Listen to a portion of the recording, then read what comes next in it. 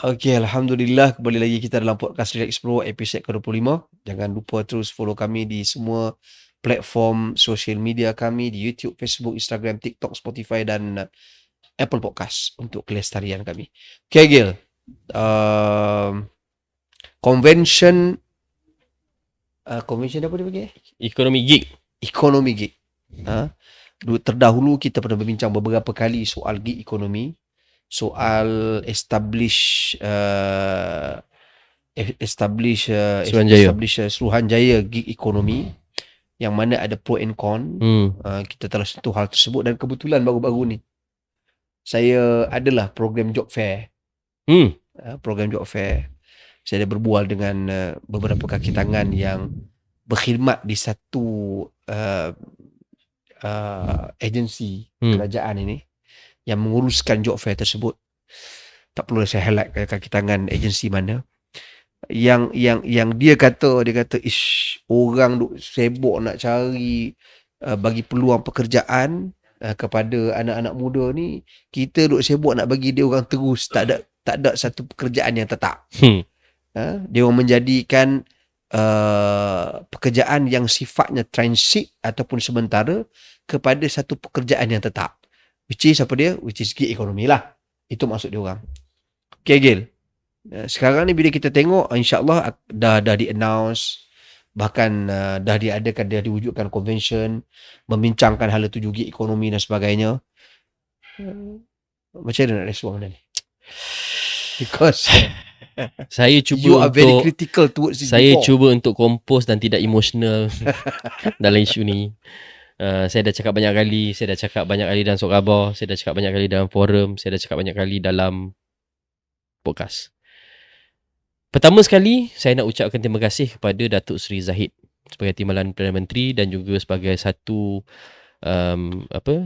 kepimpinan tertinggi kerajaan yang betul-betul memberi fokus kepada pemain-pemain gig, terutamanya pemandu-pemandu e-hailing dan juga rider-rider food delivery dan juga parcel delivery.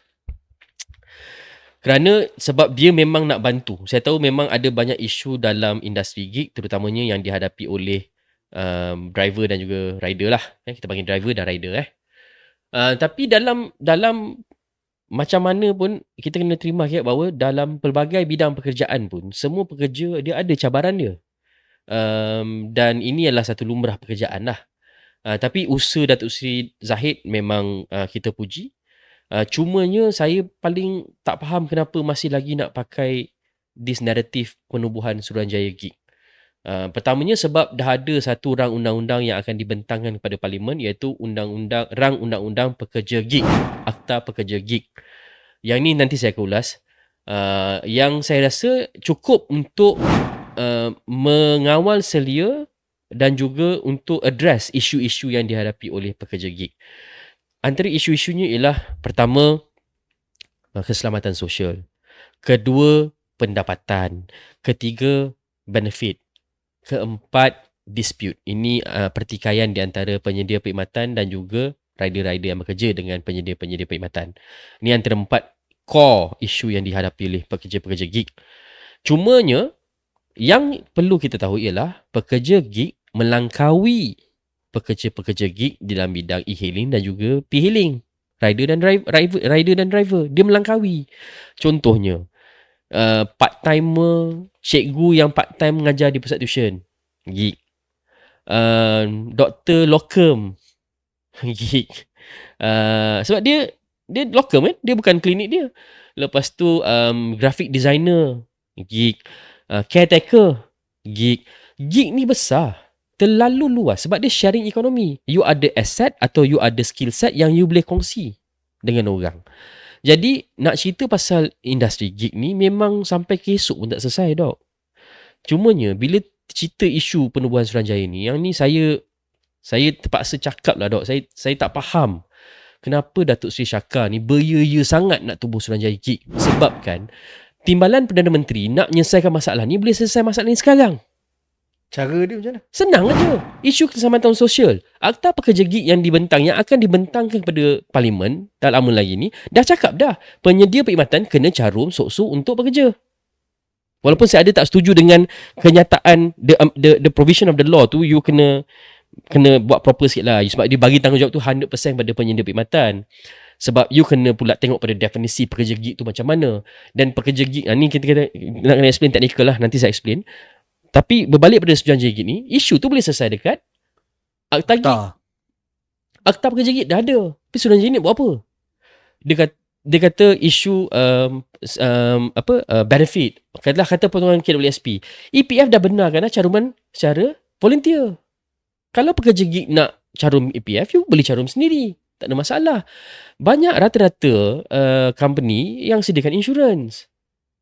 Dan dispute, you tubuhlah tribunal. Tribunal boleh tubuh bawah Akta Pekerja Gig.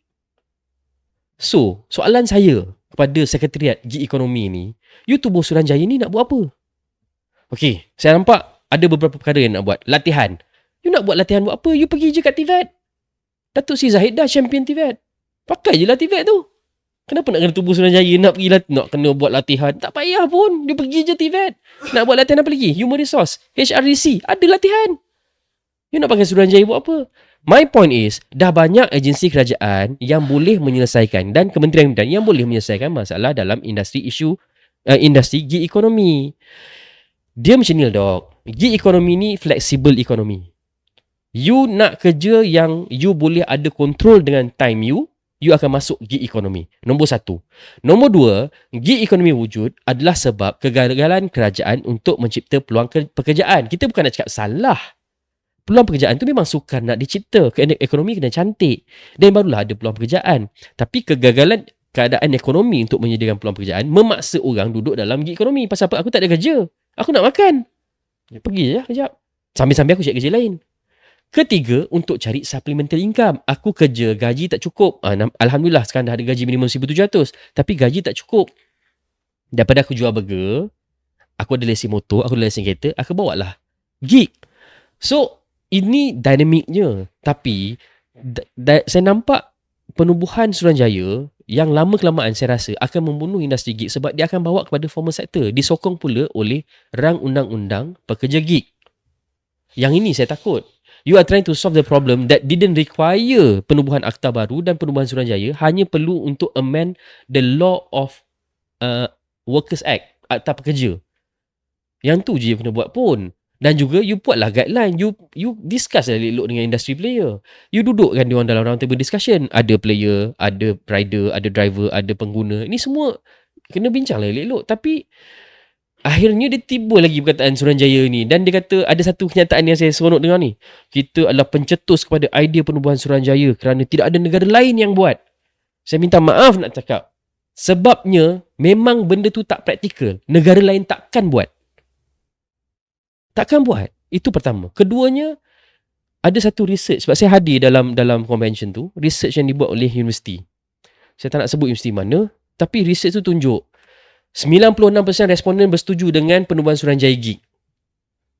Tapi dia tak ada berbagi perincian responden ni siapa, berapa ramai. Assumption saya, dia tanya soalan ni kepada pekerja-pekerja gig. Confirm lah dia orang nak. Ni orang yang tersakiti. Tapi cuba you tanya dalam general public. You tanya dalam kalangan penjawat awam. I don't think so. Sebab kalangan penjawat awam cakap, kita boleh selesai masalah ni. Kita ada MDEC, kita ada HRDC, kita ada Ministry of Transport, kita ada APAD, kita ada banyak agensi yang boleh selesai masalah ni. Why you need Suruhanjaya? And the cost of tubuh Suruhanjaya ni 100 juta kot. For what? Untuk extension, bantu untuk latihan ni semua yang boleh dibuat oleh agensi-agensi lain. Bagi saya tak masuk akal, Dok. Ini yang pertama. Panjang.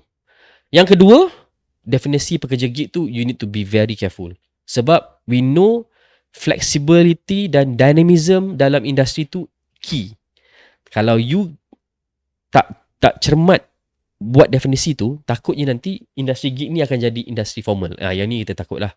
So, Dok, saya rasa cukup lah takat tu je. Biarlah pendengar dan penonton menilai. Saya tak ada apa masalah dengan pekerja gig. Dan saya rasa pekerja gig patut dibela. Tapi bukan dibela, nak bela ni. Saya nak bela pekerja gig. Tapi saya nak kena tubuh Suruhanjaya dulu. Baru saya boleh bela pekerja gig. No. Kerajaan boleh bela pekerja gig sekarang. Kerajaan nak ke tak nak? Itu je soalan dia. Itu je bagi saya. Kerajaan nak tak nak, soalan tu kena jawab oleh kerajaan lah, Dok. Memang dog takkan cakap apa-apa lah benda ni. Selamat lah dia. Selamat. Matilah aku. Anyway, Tak apa. Okay. kita akan kembali dalam episod dalam apa terus lagi episod baru dah. Kita akan kembali dalam topik yang seterusnya. Okay, terima kasih.